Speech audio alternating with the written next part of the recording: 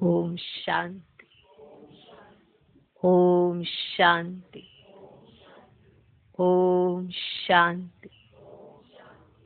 आज की तारीख है 21 फरवरी 2021। अव्यक्त महावाक्य, अव्यक्त बाप दादा रिवाइज कोर्स की मुरली, जिसकी ओरिजिनल डेट है 6 नवंबर 1987। मुरली का सार: निरंतर सेवाधारी बनने का साधन 4 प्रकार की सेवाएं। निरंतर सेवाधारी बनने का साधन 4 प्रकार की सेवाएं। निरंतर सेवाधारी कौन बनना चाहता है? चारों प्रकार की सेवाएं कौन करना चाहता है? सभी। बहुत अच्छी बात है। सेवाधारी सभी हैं। निरंतर सेवाधारी कौन कौन है? सेवाधारी तो हम सभी हैं, है ना? हम ब्राह्मण सेवाधारी। निरंतर सेवाधारी कितने घंटे सेवा करते हैं? जो निरंतर सेवाधारी होते हैं। क्या कहा था बाबा ने? 24 घंटे। याद होगा वो संदेश जिसमें बाबा ने मधुबन निवासियों के बारे में कहा था। याद है? क्या कहा था? 24 घंटे से माना सेवाधारी हैं, माना सेवा के लिए निमित्त।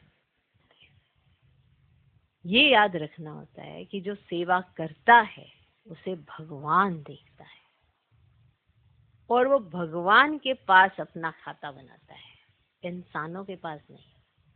इंसान की नजर आज जाएगी, कल नहीं जाएगी, लेकिन भगवान की नजर उस पर निरंतर रहती है। रहती कि नहीं रहती है? पर जो सेवाधारी होते हैं ना, वो यही बात भूल जाते हैं। भूल जाते हैं ना। वो ये सोचते हैं हमने बहुत सेवा की, किसी ने उस चीज का मूल्य ही नहीं रखा, और मनुष्य से ये उम्मीद लगाते हैं और अपने भाग्य पर लकीर लगाते हैं। और जब मनुष्य से ये उम्मीद लगाते हैं और भाग्य पर लकीर लगाते हैं, तो भगवान भी नहीं देखता उस सेवा को, क्योंकि वो स्वार्थ की सेवा होती है। निरंतर सेवा तक पहुंचने के लिए पहले सेवादारी बनना जरूरी है। उस सेवा में याद का शामिल होना बहुत जरूरी है। उस सेवा में दिखावा होना बिल्कुल नहीं चाहिए। निरंतर सेवाधारी बनने के लिए उस सेवाधारी को याद रखना पड़ता है कि मेरी याद की तार बाबा के साथ जुड़ी है या नहीं जुड़ी है। अगर जुड़ी है तो उसे प्रशंसा पसंद नहीं आएगी। उसे ये बिल्कुल देखना पसंद नहीं आएगा कि कोई उसे आके कहे कि आप सुबह से शाम तक अकेले ही लगे रहते हैं, आप अकेले ही सेवा करते रहते हैं। जो निरंतर सेवाधारी होता है, जो भगवान के खाते में अपनी सेवा लिखवाता है, वो ये चीज स्वीकार नहीं करता। क्यों नहीं करता? क्योंकि उसकी याद शामिल है। तो वही सेवाधारी सही मायने में सेवाधारी बनता है। समझे? सेवाधारी का मतलब सेवाएं करना, सहयोगी बनना और फिर प्रशंसा स्वीकार करना, ये नहीं होता। सेवाधारी निरंतर सेवाधारी तब रह सकता है जब उसके साथ याद शामिल होती है, और जिसकी याद शामिल होती है उसको सेवाओं में बहुत लाभ मिलता है, उसको बल भी मिलता है, उसको अपने आप में शक्ति मिलती है, बुद्धि भी मिलती है गिफ्ट में, कि किस समय कहाँ पर क्या है। कहीं ऐसे सुनते हुए मिलेंगे सेवा ही नहीं है, सेवा ही नहीं है, लेकिन जिसकी बुद्धि बाप से लगी रहती है उसको सेवा चारों दिशाओं में दिखाई देती है और उसके सामने आती है। वो किसी साधन या किसी चीज का मोहताज नहीं होता कि मेरे लिए कोई सेवा ला के दे और मैं सेवा करूं। ठीक है? तो सेवाधारी पता है, निरंतर सेवाधारी पता है, पर सही मायने में जरूर चेक करना कि मैं कौन सा सेवाधारी। या आप किसी की प्रशंसा करें, या कोई आपको सहयोग दे और उस सहयोग की आप लालसा रखें, फिर ये याद रखना कि आपने सेवा करके जो भाग्य जमा किया वो भाग्य पर लकीर लगाई है क्योंकि आप मनुष्यों की तरफ देख रहे हैं, भगवान की तरफ तो देखा ही नहीं, जिसने एक खाता रखा है आपकी सेवाओं को नोट करने का। जहां प्रशंसा स्वीकार की और प्रशंसा देखी, वहीं पर उनसे खाता मनुष्यों के हाथ में चला जाता है। अब बताइए, तो क्या ये 4 प्रकार की सेवाएं कर पाएगा सेवाधारी? नहीं कर पाएगा ना, क्योंकि तो मनुष्य पे डिपेंड है। ओके, तो ये हम आम तौर पे करते हैं ना। तो सबसे पहले सेवाधारी, निरंतर सेवाधारी, फिर होती है 4 प्रकार की सेवाएं, जब याद होती है शामिल, और जब याद होती है शामिल तो प्रशंसक नहीं बनते, ना ही प्रशंसा स्वीकार करते हैं, और 24 घंटे सेवा ही सेवा करते हैं और उन्हें मिलती भी है। ठीक, तो ये था सार को समझाना। बाकी डिटेल तो बाबा ने बहुत अच्छे तरीके से बताई है, तो ध्यान से सुन लेना। तैयार हो? सभी रेडी हो? अपनी बुद्धि को बिठा लिया है कि हाँ आज आप परमात्मा महावाक्य सुनने हैं? मन भी बैठ गया है? चलो, आज की मुरली का सार, निरंतर सेवाधारी बनने का साधन 4 प्रकार की सेवाएं। आज विश्व कल्याणकारी, विश्व सेवाधारी बाप अपने विश्व सेवाधारी सहयोगी सर्व बच्चों को देख रहे थे कि हर एक बच्चा निरंतर सहज योगी के साथ साथ निरंतर सेवाधारी कहां तक बने हैं। निरंतर सहज योगी के साथ साथ निरंतर सेवाधारी कहां तक बने। याद और सेवा, इसका बैलेंस रखने के लिए बाबा कहते हैं तो निरंतर याद और निरंतर ही सेवा। तो कुछ ये पॉइंट्स हैं, इनको स्मृति में रखना तो आपको पता चलेगा कि भगवान आज क्या समझा रहे हैं। तो हर एक बच्चा निरंतर सहज योगी के साथ साथ निरंतर सेवाधारी कहां तक बने हैं, क्योंकि याद और सेवा दोनों का बैलेंस सदा ब्राह्मण जीवन में बाप दादा और सर्वश्रेष्ठ ब्राह्मण आत्माओं द्वारा ब्लेसिंग का पात्र बनाता है।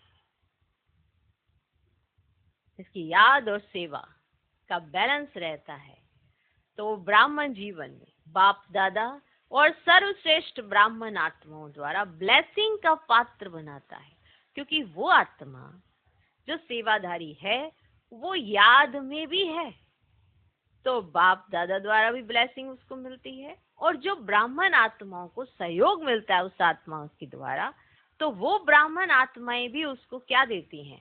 ब्लेसिंग देती हैं। तो पात्र बना ना ब्लेसिंग का। इस संगम युग पर ही ब्राह्मण जीवन में परमात्मा आशीर्वादें और ब्राह्मण परिवार की आशीर्वादें प्राप्त होती हैं। इसलिए इस छोटी सी जीवन में सर्व प्राप्तियां और सदा काल की प्राप्तियां सहज प्राप्त होती हैं। देखो, बाप दादा द्वारा आशीर्वाद मिलती है, ब्राह्मण आत्माओं द्वारा आशीर्वाद मिलती है। तो इस छोटे से संगम युग पर और इस छोटे से जीवन में सर्व प्राप्तियां और सदा काल की प्राप्तियां सहज प्राप्त होती है, माना मेहनत नहीं करनी पड़ती प्राप्तियों को प्राप्त करने के लिए। इस संगम युग को विशेष ब्लेसिंग युग कह सकते हैं। जिनकी याद और सेवा का बैलेंस रहता है तो वो ब्लेसिंग प्राप्त करते हैं बाप दादा द्वारा और ब्राह्मण परिवार द्वारा, क्योंकि वो सहयोगी हैं। बाप दादा के तो हैं ही हैं, एक तो याद शामिल है तो सबके भी सहयोगी होते हैं ना। जहां बाप की याद होगी तो वो निस्वार्थ भाव से सहयोगी होते हैं, उन्हें कुछ चाहिए नहीं होता, इसलिए सहयोगी होते हैं, इसीलिए उन्हें आशीर्वाद मिलते हैं। आशीर्वाद प्राप्त करने के लिए निस्वार्थ भाव से सेवा करना बहुत ज्यादा जरूरी है, तब जाके आपके आशीर्वाद मिलते हैं, स्वार्थ से नहीं। तो इस संगम युग का विशेष ब्लेसिंग युग कह सकते हैं। तो ये पॉइंट विशेष है, इसको नोट कर लो। ये संगम युग भी ब्लेसिंग युग है, माना जितनी ब्लेसिंग इस संगम युग पर आप प्राप्त कर सकते हैं और किसी युग में नहीं कर सकते हैं।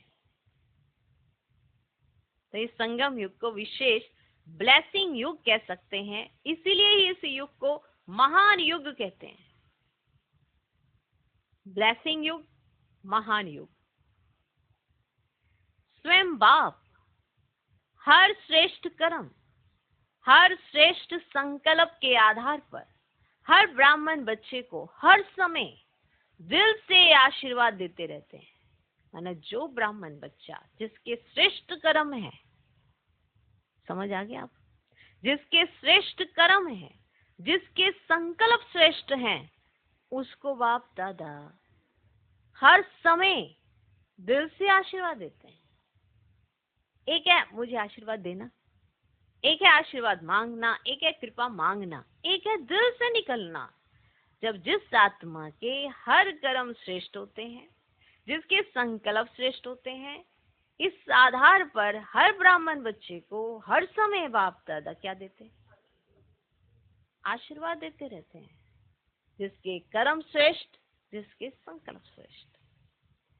ये ब्राह्मण जीवन परमात्म आशीर्वाद की पालना से वृद्धि को प्राप्त होने वाली जीवन है। अगर आप इस जीवन में अपनी वृद्धि करना चाहते हो किसी भी तरह से, तो आप आशीर्वाद प्राप्त करें, और आशीर्वाद प्राप्त करने के लिए श्रेष्ठ कर्म करें, श्रेष्ठ संकल्प करें। क्लियर? ये ब्राह्मण जीवन परमात्म आशीर्वाद की पालना से वृद्धि को प्राप्त होने वाली जीवन है। भोलानाथ बाप सर्व आशीर्वाद की झोलियां खुले दिल से बच्चों को दे रहे हैं। अब खुद सोचो, जिसके कर्म श्रेष्ठ, जिसके संकल्प श्रेष्ठ, उसको बाप दादा द्वारा आशीर्वाद नहीं मिलेगी? मिलेगी। जिसके कर्म श्रेष्ठ, जिसके संकल्प श्रेष्ठ।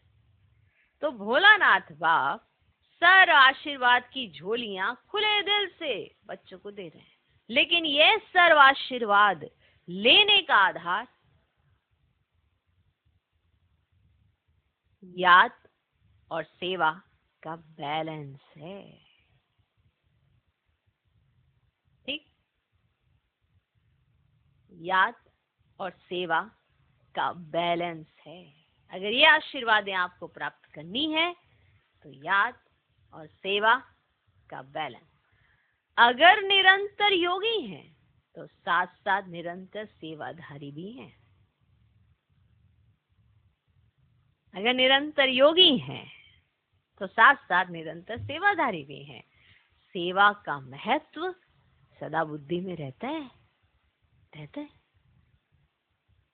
रहता है।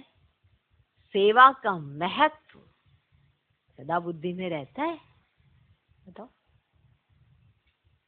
रहता है, रहता है। सेवा का महत्व। कई बच्चे समझते हैं सेवा का जब चांस मिलता है व कोई साधन व समय जब मिलता है तभी सेवा करते हैं। माना जब चांस मिलता है, जब समय मिलता है, कोई साधन मिल जाता है, तभी सेवा करते हैं। लेकिन बाप दादा जैसे याद निरंतर सहज अनुभव कराते हैं, वैसे सेवा भी निरंतर और सहज हो सकती है। जैसे बाबा कहते हैं ना, याद निरंतर और सहज है, तो सेवा भी तो निरंतर और सहज हो सकती है। तो आज बाप दादा सेवाधारी बच्चों की सेवा का चार्ट देख रहा था।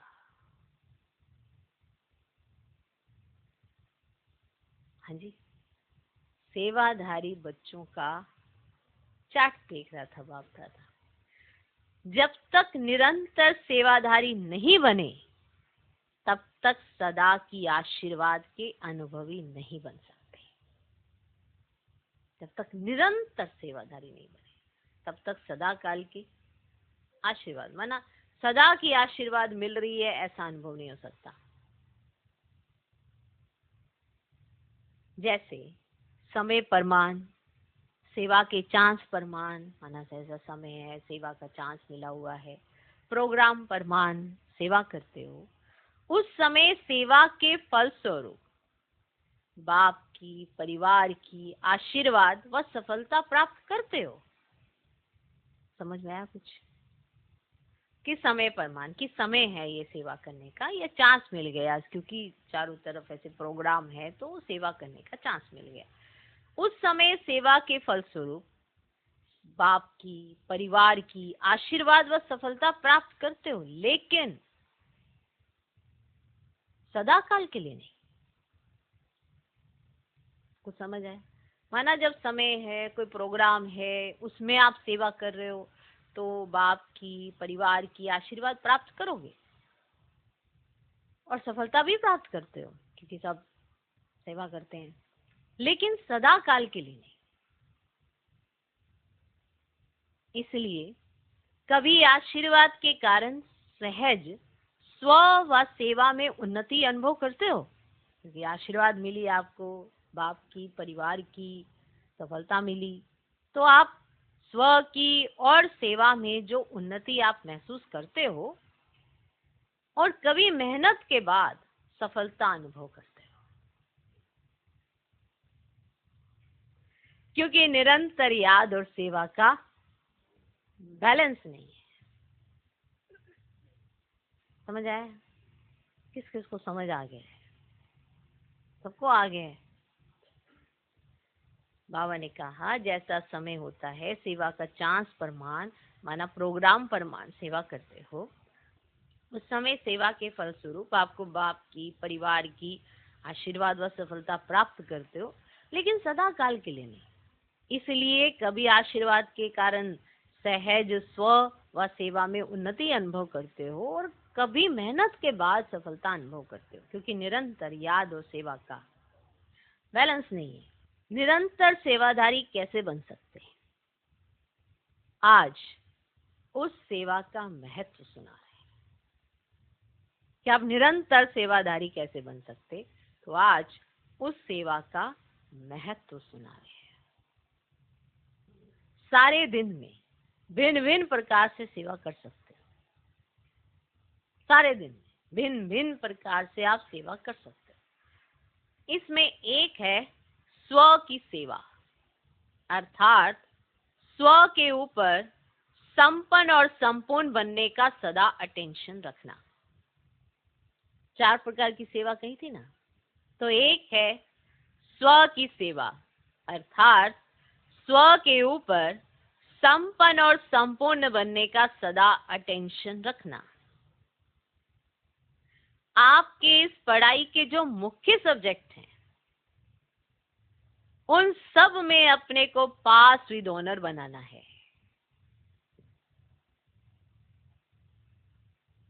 इसमें ज्ञान स्वरूप, याद स्वरूप, धारणा स्वरूप सब में संपन्न बनना है। सेवा की बात हो रही है ना, स्व सेवा में आप किस बात का ध्यान रख सकते हो कि स्व के ऊपर आपका अटेंशन होना चाहिए, खुद को संपन्न और संपूर्ण बनाने का। आपके इस पढ़ाई के जो मुख्य सब्जेक्ट हैं, उन सब में जो अपने को पास विद ऑनर आपको बनाना है, ये स्व की सेवा है। इसमें ज्ञान स्वरूप, याद स्वरूप और धारणा स्वरूप सब में संपन्न बनना है। यह स्व सेवा सदा बुद्धि में रहे।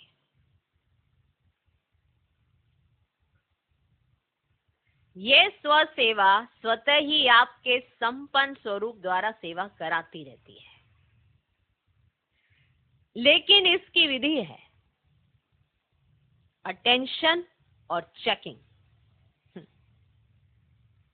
ये स्व सेवा आपके द्वारा, आपके संपन्न स्वरूप द्वारा सेवा कराती रहती है, लेकिन एक इसकी विधि है अटेंशन और चेकिंग।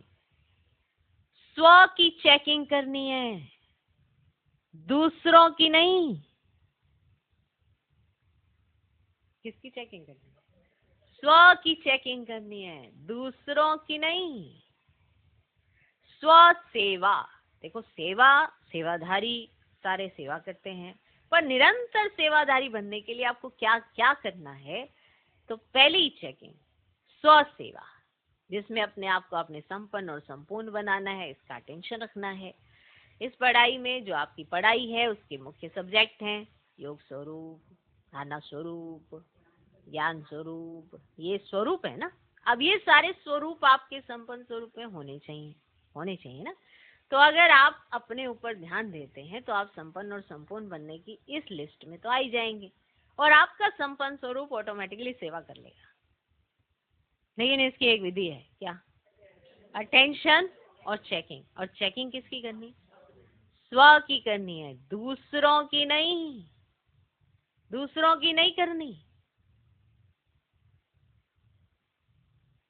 क्लियर? किसकी चेकिंग करनी है? अपनी। आप क्या सोचते हो? क्या जो सोचते हो उससे आप संपन्न और संपूर्ण हो जाएंगे? क्या जो आपके खुद के सब्जेक्ट हैं उसके अंदर ये सब चीजें आती हैं? हम कितनी थ्योरियां सोच लेते हैं और फिर सोचते हैं कि ये थ्योरियां हैं, ये क्यों हैं हमारे जीवन में, पर सोचते तो आप ही हैं, क्योंकि आपको अपना लक्ष्य ही नहीं पता।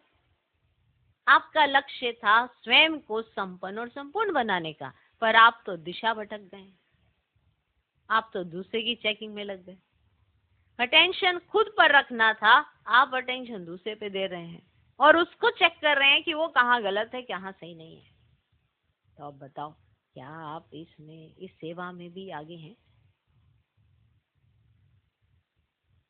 किसको क्या करना चाहिए, किसको क्या नहीं करना चाहिए, और खुद को क्या करना चाहिए, इस पे तो ध्यान ही नहीं जा रहा है। क्लियर? स्व सेवा, खुद की सेवा कर लो। तो निरंतर सेवाधारी बनने में पहला पॉइंट है स्व सेवा, खुद की सेवा। खुद को संपन्न और संपूर्ण बनाना है, और उसमें इस चीज का ध्यान रखना है, क्या आप ज्ञान स्वरूप हैं, याद स्वरूप हैं, धारणा स्वरूप हैं। इसमें तो आपको संपन्न बनना है, पास विद ऑनर होना है। हर सब्जेक्ट में आपको पास विद ऑनर होना है। सेवा की सब्जेक्ट चल रही है, सेवा की सब्जेक्ट में ज्ञान स्वरूप, धारणा स्वरूप, योग स्वरूप भी आ गया है, और आपको ध्यान रखना है अटेंशन और चेकिंग की विधि के द्वारा आप ये कर सकते हो। अब इसमें चेकिंग आपको अपनी करनी है, दूसरों की नहीं। अब दूसरी पॉइंट है विश्व सेवा। तो पहली थी स्व सेवा, दूसरी है विश्व सेवा, जो भिन्न भिन्न साधनों द्वारा, भिन्न भिन्न विधि से, वाणी द्वारा व संबंध संपर्क द्वारा करते हो। ये तो सब अच्छी तरह से जानते हैं, ये वाली सेवा तो जानते हैं ना। विश्व सेवा के बारे में अलग अलग साधनों के द्वारा, चित्रों के द्वारा, वाणी के द्वारा, विधियों के द्वारा, संबंध संपर्क के द्वारा, ये वाली सेवा तो जानते हो, इसको तो आप अच्छी रीति जानते हो। तीसरी है यज्ञ सेवा, जो तन और धन द्वारा कर रहे हो। तन द्वारा, धन द्वारा कर रहे हो, तीसरी सेवा में आती है ये। जो तन द्वारा करना, धन द्वारा करना। मन तो सबका है ही है, इसीलिए बाबा ने मन की बात नहीं की। मन की सेवा अपने आप में एक बड़ी सेवा है, इसलिए चौथी है मनसा सेवा। स्व सेवा, विश्व सेवा, और तीसरी यज्ञ सेवा, जो तन और धन द्वारा करते हो। यज्ञ सेवा करना, जिसके अंदर आप तन का भी इस्तेमाल करते हो, हाथों द्वारा सेवा करते हो, हर विधि के द्वारा तन के द्वारा सेवा करते हो। धन, जो भी धन होता है वो यज्ञ में लगाते हो, ये यज्ञ सेवा। तो ये यज्ञ सेवा जो तन और धन द्वारा करते हो। और चौथी है मनसा सेवा। तो अब आपको चारों बातें याद रहेंगी। निरंतर सेवाधारी, उसमें ये चारों बातें। मनसा सेवा, अपनी शुभ भावना, श्रेष्ठ कामना, शुभ भावना, श्रेष्ठ कामना, श्रेष्ठ वृत्ति, श्रेष्ठ वाइब्रेशन द्वारा। देखो, शुभ भावना, श्रेष्ठ कामना, श्रेष्ठ वृत्ति, श्रेष्ठ वाइब्रेशन द्वारा किसी भी स्थान पर रहते हुए अनेक आत्माओं की सेवा कर सकते हो। इसकी विधि है लाइट हाउस माइट हाउस बनना। लाइट हाउस माइट हाउस बनना माना मनसा सेवा कैसे करोगे? अपनी शुभ भावना, श्रेष्ठ कामना, श्रेष्ठ वृत्ति, श्रेष्ठ वाइब्रेशन द्वारा तो किसी भी स्थान पर रहते हुए अनेक आत्माओं की सेवा कर सकते हो। और इसकी विधि है लाइट हाउस और माइट हाउस बनना। लाइट हाउस एक ही स्थान पर स्थित होते दूर दूर की सेवा करते हैं। ऐसे ही होता है ना, लाइट हाउस होता है तो एक ही स्थान पर होता है, दूर दूर की सेवा करते हैं। ऐसे आप सभी एक स्थान पर होते अनेकों की सेवार्थ निमित्त बन सकते हो। ऐसे आप भी बन सकते हो, एक ही स्थान पर रहते हो लेकिन अनेकों की सेवा के निमित्त बन सकते हो। इतना शक्तियों का खजाना जमा है तो सहज कर सकते हो। है इतना शक्तियों का खजाना आपके पास है तो आप ये सेवा सहज कर सकते हो। ओके, मानो जो लाइट है, मानो रोशनी है ना इतनी सारी शक्तियों की। ओके, समझ में आ रहा है? और माइट माना ताकत।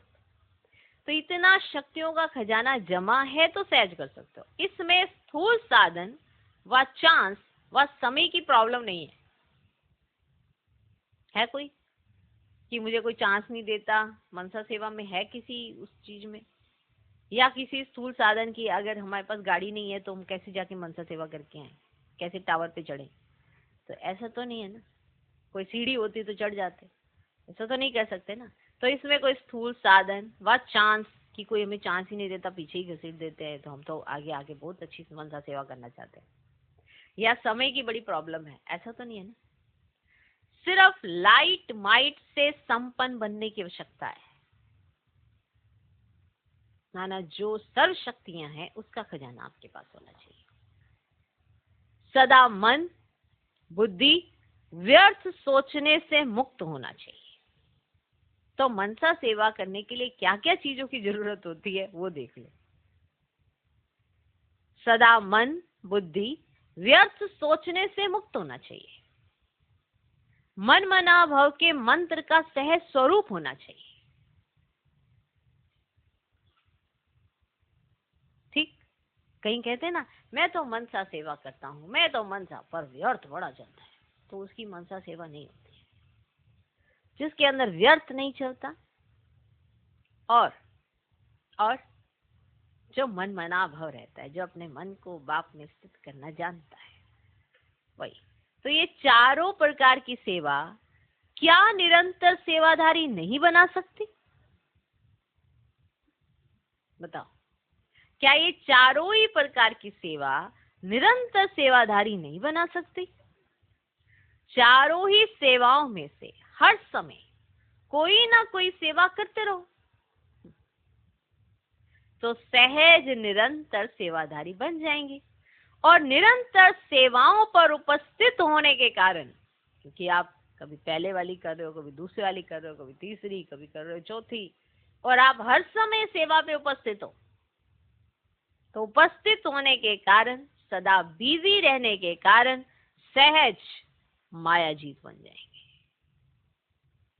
तो स्व सेवा, विश्व सेवा, तीसरी यज्ञ सेवा तन और धन से, और चौथी मनसा सेवा।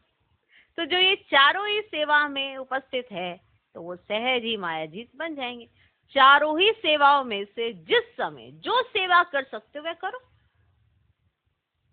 लेकिन सेवा से एक सेकंड भी वंचित नहीं रहो। लेकिन सेवा से एक सेकंड भी वंचित नहीं रहो। 24 घंटा सेवादारी बनना है। 8 घंटे के योगी व सेवादारी नहीं, लेकिन निरंतर सेवादारी। सहज है ना? सहज है ना? और नहीं तो स्व की सेवा तो अच्छी है, और नहीं तो स्व की सेवा ही अच्छी है। जिस समय जो चांस मिले वह सेवा कर सकते हो। कई बच्चे शरीर के कारण व समय ना मिलने कारण समझते हैं हम तो सेवा कर नहीं सकते हैं। लेकिन अगर 4 ही सेवाओं में से कोई भी सेवा में विधि पूर्वक बिजी रहते हो तो सेवा की सब्जेक्ट्स में मार्क्स जमा होती जाती है और ये मिले हुए नंबर फाइनल रिजल्ट में जमा हो जाएंगे। जैसे वाणी द्वारा सेवा करने वालों के मार्क्स जमा होते हैं, वैसे यज्ञ सेवा व स्व की सेवा व मनसा सेवा इनका भी इतना ही महत्व है। जैसे कोई वाणी से सेवा करता है और जो स्व की सेवा करता है, माने जो स्वयं पर अटेंशन रखता है, स्वयं की चेकिंग करता है, जो ये भी करता है, और जो मनसा सेवा करते हैं, इसका भी बहुत बड़ा महत्व है। इसके भी इतने नंबर जमा होंगे। हर प्रकार की सेवा के नंबर इतने ही हैं। लेकिन जो चारों ही प्रकार की सेवा करते उसके उतने नंबर जमा होते जो 1 व 2 प्रकार की सेवा करते उसके नंबर उस अनुसार जमा होते। क्लियर? जो चारों ही प्रकार से सेवा करते उसके तो नंबर जमा होंगे ना, और जो 1 या 2 प्रकार की सेवा करते तो उसके नंबर वैसे जमा होते। फिर भी अगर 4 प्रकार की नहीं कर सकते तो 2 प्रकार की कर सकते हैं, तो भी निरंतर सेवादारी है। तो निरंतर के कारण नंबर बढ़ जाते हैं। इसलिए ब्राह्मण जीवन अर्थात निरंतर सेवाधारी सहज योगी।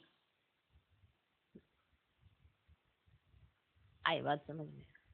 कहीं बड़े आराम से कहते हैं हम तो मनसा सेवा करते हैं, हम तो किसी को कुछ नहीं कहते हैं, पर अपने को भी कुछ नहीं कहते हैं, अपने पर भी ध्यान नहीं देते हैं। तो पता चल गया, स्व सेवा, विश्व सेवा, यज्ञ सेवा और मनसा सेवा। तो ये है सेवा। अब आप देखिए कि आप चारों ही प्रकार की सेवा करना चाहते हैं या 1 या 2, चॉइस आपकी है। निर्णय भी आप ही का है, नंबर भी आप ही के हैं, मेरे थोड़ा। तो निरंतर सेवाधारी, तो जो ये याद रखता है कि मेरी सेवाएं कौन देख रहा है, डायरेक्ट भगवान। इसीलिए अपनी मनसा पर हमेशा ध्यान देना कि हम किस भावना से, किस मंशा से सेवा कर रहे हैं।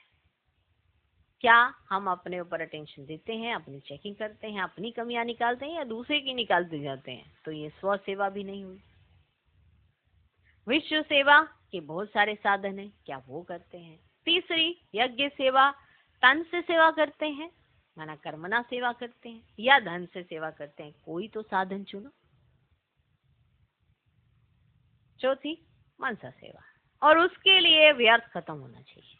जिसका व्यर्थ खत्म होगा, मन मनाभाव होगा, वो ही मनसा सेवा कर सकता है। उसकी विधि यही है कि लाइट हाउस माइट हाउस। तो हर कोई ये सोचे कि मैं तो मनसा सेवा करता हूँ, ऐसा पॉसिबल नहीं है। उसके मन में व्यर्थ नहीं होना चाहिए। आई बात समझ? निरंतर सेवाधारी की लिस्ट में 4 सेवाएं कौन कौन सी आती है? ठीक, जैसे याद का टेंशन रखते हो कि निरंतर रहे, सदा याद का लिंक जुटा रहे, वैसे सेवा में भी सदा लिंक जुटा रहे। जैसे याद में भी भिन्न भिन्न स्थिति का अनुभव करते हो, कभी बीज रूप का, कभी फरिश्ता रूप का, कभी मनन का, कभी रूढ़ियान का, लेकिन स्थिति भिन्न भिन्न होते भी याद की सब्जेक्ट में निरंतर याद में गिनते हो। ऐसे ही करते हो ना? ऐसे ये भिन्न भिन्न सेवा का रूप हो, लेकिन सेवा के बिना जीवन नहीं। आई बात समझ में? श्वासोश्वास याद और श्वासोश्वास सेवा हो, इसको कहते हैं बैलेंस। तभी हर समय ब्लेसिंग प्राप्त होने का अनुभव सदा करते रहेंगे और दिल से सदा स्वतः ही आवाज निकलेगा कि आशीर्वादों से पल रहे हैं, आशीर्वाद से उड़ती कला के अनुभव से उड़ रहे हैं। है ना? खुद को भी एहसास होगा कि हम ना पुरुषार्थ नहीं कर रहे हैं, कोई आशीर्वाद चला रहे हैं। ऐसा लगेगा पुरुषार्थ सा नहीं लग रहा कुछ। लेकिन वो सेवाधारी ऐसा है कि उसको सबकी ब्लेसिंग मिलती रहती है, बाप की और सर्व की। तो उसको खुद भी लगेगा कि मैं ना पुरुषार्थ नहीं करता, आशीर्वाद चला रहे। क्लियर? मेहनत से युद्ध से छूट जाएंगे। क्या, क्यों, कैसे, इन प्रश्नों से मुक्त हो सदा प्रसन्न रहेंगे। सफलता सदा जन्म सिद्ध अधिकार के रूप में अनुभव करते रहेंगे। पता नहीं क्या होगा, पता नहीं क्या होगा, सफलता होगी व नहीं होगी, पता नहीं हम आगे चल सकेंगे व नहीं चल सकेंगे, ये पता नहीं का संकल्प परिवर्तन हो, तब मास्टर त्रिकालदर्शी स्थिति का अनुभव करेंगे। आज संगम पर भी अगर हम ये कहते हैं पता नहीं पता नहीं पता नहीं, तो फिर पता किसको है? ये पता नहीं का संकल्प परिवर्तन हो, तब मास्टर त्रिकालदर्शी स्थिति का अनुभव करेंगे। विजय हुई पड़ी है, यह निश्चय और नशा सदा अनुभव होगा। यही ब्लेसिंग की निशानी है कि आपको ऐसा लगेगा कि आपकी तो विजय हुई पड़ी है और आपको नशा भी रहेगा, निश्चय भी रहेगा। तो विजय हुई पड़ी है, यह निश्चय और नशा सदा अनुभव होगा। यही ब्लेसिंग की निशानी है। समझा? ब्राह्मण जीवन में, महान युग में बाप दादा के अधिकारी बन, फिर भी मेहनत करनी पड़े। अधिकारी आत्माएं हो, बाप दादा की कितनी करीबी आत्माएं हो, और ब्राह्मण जीवन कितना महान युग है, आप इसमें आए हो तो फिर भी मेहनत करते हो। तो कैसा लगता होगा बाबा? कैसा लगता होगा? बिना मेहनत के सब कुछ मिल सकता है, फिर भी मेहनत करनी है। माना ऐसे जा सकते हो, फिर भी इधर से उधर से घूम के फिर इधर ही आना है। थकना जरूरी है ना। ब्राह्मण जीवन में, महान युग में बाप दादा के अधिकारी बन, फिर भी मेहनत करनी पड़े। सदा युद्ध की स्थिति में ही जीवन बिताएं। माना बाबा ने यहाँ पे फूलों के बगीचे में रखा, फिर भी लड़ाइयाँ करे जा रही हैं फूलों से। तो सदा युद्ध की स्थिति में ही जीवन बिताएं। यह बच्चों के मेहनत की जीवन बाप दादा से देखी नहीं जाती। मतलब इतना सहज युग है, इतना सब कुछ सहज प्राप्त है, फिर भी युद्ध लड़ते रहते हैं। तो यह बच्चों के मेहनत की जीवन बाप दादा से देखी नहीं जा सकती। इसीलिए निरंतर योगी, निरंतर सेवाधारी बनो। समझा? समझा? समझा? समझा? अच्छा। पुराने बच्चों की आशा पूरी हो गई ना? पुराने बच्चों में हुआ क्या कि पानी की शॉर्टेज हो गई मधुबन में। तो वो फिर कैसे भरपाई की गई है ना, उस 87 में तो कैसे भरपाई की गई है और किस तरह से आत्माओं ने सहयोग दिया, तो उस पे बाबा बता रहे हैं। सुनो ध्यान से।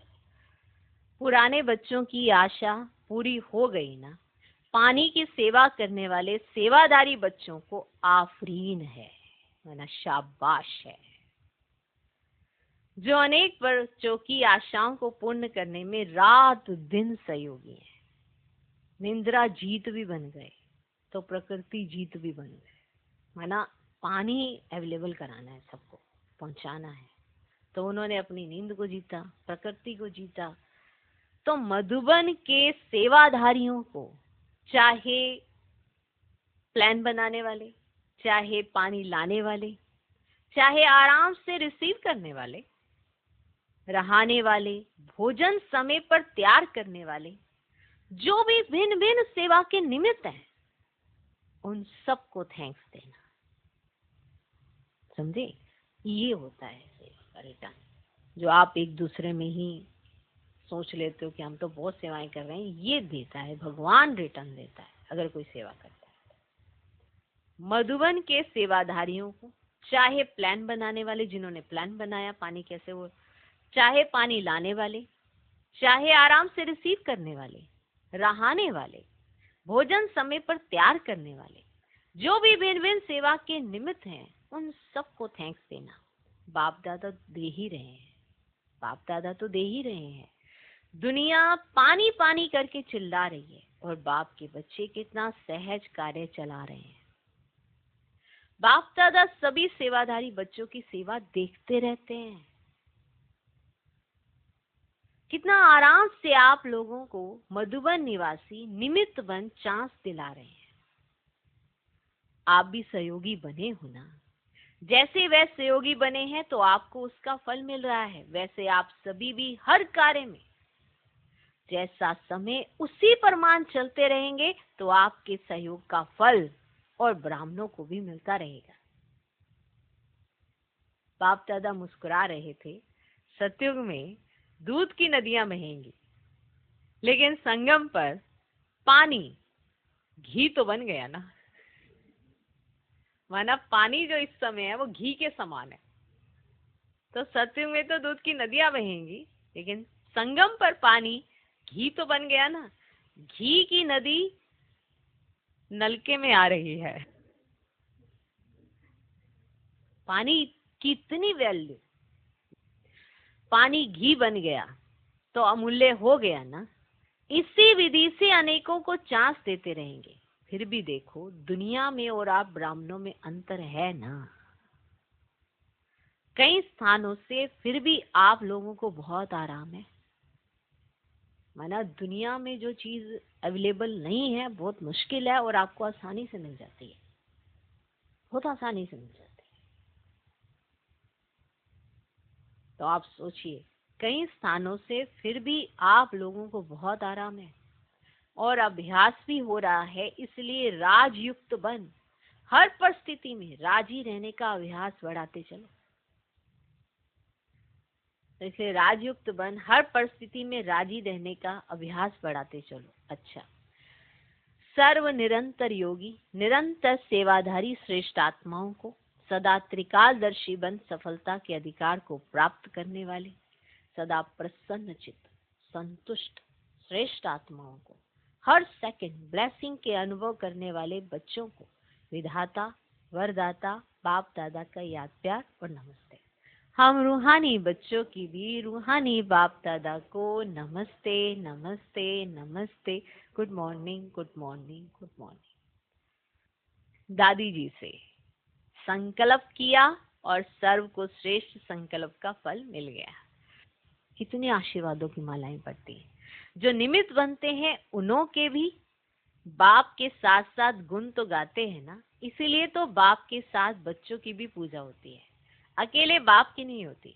सभी को कितनी खुशी प्राप्त हो रही है। ये आशीर्वादों की मालाएं भक्ति में मालाओं के अधिकारी बनाती है।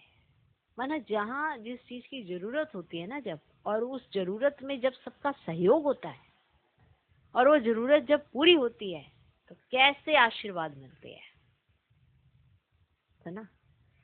पार्टियों से अव्यक्त बाप दादा की मुलाकात। पहला ग्रुप, आप सभी श्रेष्ठ आत्माएं सबकी प्यास बुझाने वाले हो ना, हो ना। वह है स्थूल जल और आपके पास है ज्ञान अमृत। जल अल्पकाल की प्यास बुझाए तृप्त आत्मा बना देता है, तो सर्व आत्माओं को अमृत द्वारा तृप्त करने के निमित्त बने हुए होना, ये उमंग सदा रहता है। क्योंकि प्यास बुझाना ये महान पुण्य है। प्यासे की प्यास बुझाने वाले को पुण्य आत्मा कहते हैं। आप भी महान पुण्य आत्मा बन सभी की प्यास बुझाने वाले। जैसे प्यास से मनुष्य तड़पते हैं, अगर पानी ना मिले तो प्यास से तड़पेंगे ना। ऐसे ज्ञान अमृत ना मिलने से आत्माएं दुख अशांति में तड़प रही हैं, तो उनको ज्ञान अमृत देकर प्यास बुझाने वाली पुण्य आत्माएं हो। तो पुण्य का खाता अनेक जन्मों के लिए जमा कर रहे हो ना। एक जन्म में ही अनेक जन्मों का खाता अनेक जन्मों के लिए जमा कर रहे हो ना। एक जन्म में ही अनेक जन्मों का खाता जमा होता है, तो आपने इतना जमा कर लिया है ना। इतने मालामाल बन गए जो औरों को भी बांट सकते हो। अपने लिए भी जमा किया और दूसरों को देने वाले दाता बनो। तो सदा ये चेक करो कि सारे दिन में पुण्य आत्मा बने, पुण्य का काम किया, या सिर्फ अपने लिए खाया पिया मौज किया। पुण्य आत्मा बने, पुण्य का काम किया, या सिर्फ अपने लिए खाया पिया मौज किया। जमा करने वाले को समझदार कहा जाता है। जो कमाए और खाए उसको समझदार नहीं कहेंगे। जैसे भोजन खाने के लिए फुर्सत निकालते हो क्योंकि आवश्यक है, ऐसे ही पुण्य का कार्य करना भी आवश्यक है। तो सदा ही पुण्य आत्मा हो, कभी कभी की नहीं। चांस मिले तो करें, नहीं, चांस लेना है। समय मिलेगा नहीं, समय निकालना है, तब जमा कर सकेंगे। इस समय जितना भी भाग्य की लकीर खींचना चाहो उतना खींच सकते हो, क्योंकि बाप भाग्य विधाता और वरदाता है। श्रेष्ठ नॉलेज की कलम बाप ने अपने बच्चों को दे दी है, तो आप जितना भी भाग्य बनाना चाहो ना, इस समय बना सकते हो। आप ये मत सोचो आपको चांस मिले सेवा करने का, आपको चांस मिले भाग्य की लकीर बनाने का, नहीं, चांस है, क्योंकि इस समय कलम आपके हाथ में है। इस कलम से जितनी लंबी लकीर खींचनी चाहो खींच सकते हो। अच्छा, दूसरा ग्रुप, सभी राज ऋषि हो ना। राज अर्थात अधिकारी और ऋषि अर्थात तपस्वी। तपस्या का बल सहज परिवर्तन कराने का आधार है। तपस्या का बल सहज परिवर्तन कराने का आधार है। परमात्म लगन से स्वयं को और विश्व को सदा के लिए निर्विघ्न बना सकते हो। परमात्म लगन से स्वयं को और विश्व को सदा के लिए निर्विघ्न बना सकते हो। निर्विघ्न बनना और निर्विघ्न बनाना, यही सेवा करते हो ना। अनेक प्रकार के विघ्नों से सर्वात्माओं को मुक्त करने वाले हो, तो जीवन मुक्त का वरदान बाप से लेकर औरों को दिलाने वाले हो ना। निर्बंधन अर्थात जीवन मुक्त। तीसरा ग्रुप, हिम्मते बच्चे मददे बाप। बच्चों की हिम्मत पर सदा बाप की मदद पदम गुना प्राप्त होती है। बोझ तो बाप के ऊपर है, लेकिन ट्रस्टी बन सदा बाप की याद से आगे बढ़ते रहो। बाप की याद ही छत्र छाया है। पिछला हिसाब सूली है, लेकिन बाप की मदद से कांटा बन जाता है। समझे? पिछला हिसाब सूली है, लेकिन बाप की मदद से वो छोटा सा कांटा बन जाता है। जैसे कांटे से कुछ नहीं होता, लेकिन सूली से होता है। इसे कहते हैं सूली से कांटा। समझे? परिस्थितियां आनी जरूर हैं, लेकिन सब कुछ यहाँ ही स्टिक तो करना है। लेकिन बाप की मदद कांटा बना देती है, बड़ी बात को छोटा बना देती है, क्योंकि सदा बड़ा बाप साथ है। तो बड़ी बात छोटी हो जाती है और सूली से कांटा हो जाता है, क्योंकि बड़ा बाप साथ है। सदा निश्चय से आगे बढ़ते रहो। हर कदम में ट्रस्टी, ट्रस्टी अर्थात सब कुछ तेरा, मेरापन समाप्त। गृहस्थी अर्थात मेरा, तेरा होगा तो बड़ी बात छोटी हो जाएगी, और मेरा होगा तो छोटी बात बड़ी हो जाएगी। ट्रस्टी अर्थात तेरा, गृहस्थी अर्थात मेरा, और जहां मेरा होगा वहां छोटी बात बड़ी हो जाएगी। बात तो छोटी या बड़ी ये आपके ऊपर निर्भर करती है ना, आपकी स्थिति के ऊपर, कि आप उसे लेते कैसे हो, छोटी है या बड़ी है। इसलिए जब भी किसी थर्ड पार्टी से कोई बात करते हैं तो हम बड़ी करके करते हैं बात को। नहीं, इतनी बड़ी बात हो गई, आपको नहीं पता होगा। अरे आपको नहीं पता, जिसने फेस किया उसको पता। अब वो गृहस्थी है, क्योंकि वो मेरा मेरा में जी रहा है, इसीलिए उस छोटी बात को वो बड़ा बना रहा है। जो न्यारा है, जो ट्रस्टी है, उसके लिए तेरा तेरा है, तो उसके लिए छोटी बात तो छोटी ही है ना, बड़ी हो ही नहीं सकती। हर बात छोटी ही होती है, छोटी सी होती है, फूंक मार उड़ जाती है, क्योंकि बाकी चीजें भी तो सहयोग देती है, ड्रामा भी तो साथ देता है। तो तेरा होगा तो बड़ी बात छोटी हो जाएगी, और मेरा होगा जहां पर, वहां पर छोटी बात बड़ी हो जाएगी। तेरापन हल्का बनाता है और मेरापन भारी बनाता है। तो जब भी भारीपन अनुभव करो तो समझ जाना क्या, कि कहाँ मेरापन तो नहीं है। जब भी आपको भारी भारी लगे, और भारी भारी सा लग रहा है, भारी भारी, तो जब भी भारीपन अनुभव हो तो चेक करो कि कहाँ मेरापन तो नहीं है। तो जब भी भारी अनुभव करो तो चेक करो कि कहाँ मेरापन तो नहीं है। मेरे को तेरे में बदली कर दो तो उसी घड़ी हल्के हो जाएंगे, सारा बोझ एक सेकंड में समाप्त हो जाए।